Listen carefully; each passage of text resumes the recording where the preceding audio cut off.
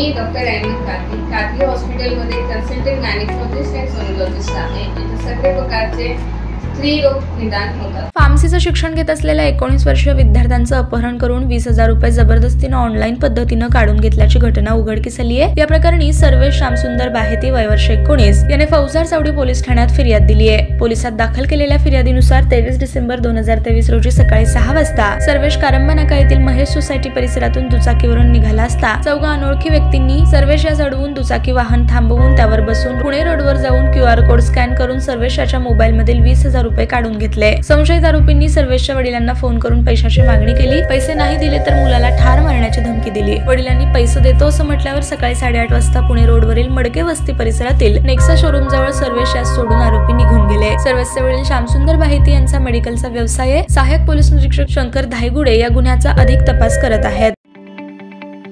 ताज्या बातम्या पाहण्यासाठी प्राईम महाराष्ट्र न्यूज चॅनलला सबस्क्राईब करा.